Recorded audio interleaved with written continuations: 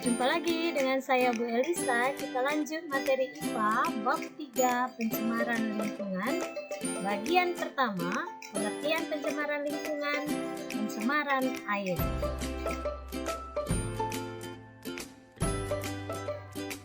Pengertian pencemaran lingkungan.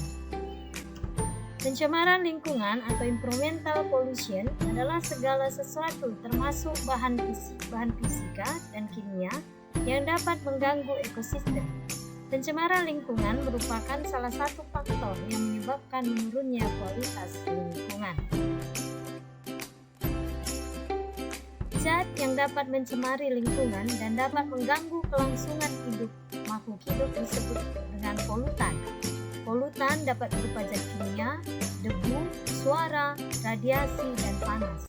Ciri-ciri dari polutan: 1. Kadarnya melebihi di atas normal atau melebihi ambang batas. 2. Berada pada waktu yang tidak tepat. 3. Berada pada tempat yang tak semestinya. Pencemaran air. Pencemaran air adalah masuknya makhluk hidup, zat, energi, atau komponen lain ke dalam air yang menyebabkan air tidak berfungsi sesuai peruntukannya. Pencemaran air merupakan kondisi air dalam keadaan tidak normal. Ciri-ciri air tercemar yaitu warna dan bau dan rasanya berubah. pH kurang dari 7 atau lebih dari 7, sebab pH air itu adalah sama dengan 7. Faktor penyebab pencemaran air. Yang pertama, limbah rumah tangga, yang kedua limbah industri, yang ketiga limbah pertanian. Limbah rumah tangga adalah limbah yang berasal dari kegiatan perumahan, pasar, perkantoran, penginapan, puing-puing bahan bangunan, dan besi tua bekas mesin atau kendaraan. Limbah industri yaitu air limbah industri yang mengandung zat berbahaya.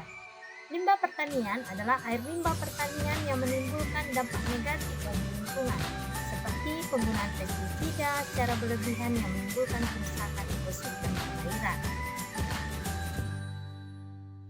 Dampak pencemaran air. Yang pertama, penurunan kualitas lingkungan. Apabila air tercemar, maka kandungan oksigen di dalamnya berkurang dan mengganggu ekosistem di dalamnya. Apabila ekosistem perairan terganggu, maka menyebabkan kualitas lingkungan menurun. 2. Gangguan kesehatan. Air limbah yang tidak dikelola terlebih dahulu sebelum dibuang kemungkinan mengandung kuman, bakteri, dan virus yang menyebabkan penyakit.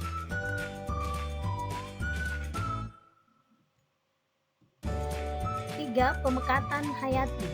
Bahan beracun yang mencemari perairan mengakibatkan terkontaminasinya racun dalam tubuh organisme. Organisme di dalam perairan juga memiliki rantai makanan seperti apabila ganggang terkontaminasi racun, maka zooplankton yang memakan ganggang juga terkontaminasi racun. Zooplankton dimakan oleh ikan kecil dimakan ikan besar ditangkap manusia dan dimakan manusia, sehingga manusia terkontaminasi racun tersebut dan sangat mengganggu kesehatan.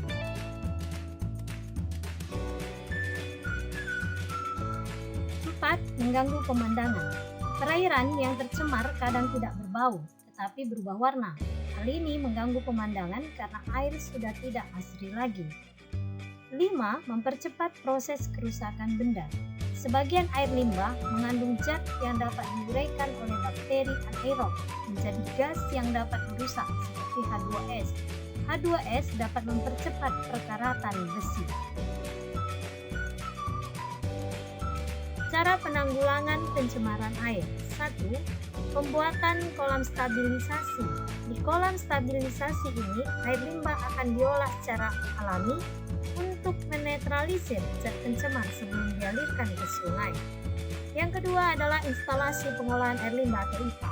Di sini pengolahan air limbah menggunakan alat khusus dengan 3 tahapan, yaitu tahap pertama, tahap kedua, dan tahap lanjutan. Ketiga, pengelolaan ekresta atau human ekresta. Pengelolaan ini dapat ditemukan dalam septic tank yang bisa diolah dengan cara anaerobik menjadi biogas. Setelah itu bisa dimanfaatkan sebagai sumber gas untuk rumah tangga. Selain itu, kita juga dapat melakukan 4M, recycle atau daur ulang, reuse atau penggunaan ulang, reduce atau kekurangan penggunaan, repair atau perbaiki. Nah, inilah materi kita untuk hari ini. Semoga materi kita ini dapat bermanfaat dan sampai berjumpa lagi.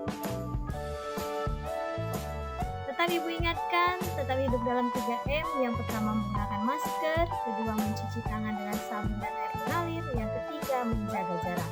Terima kasih.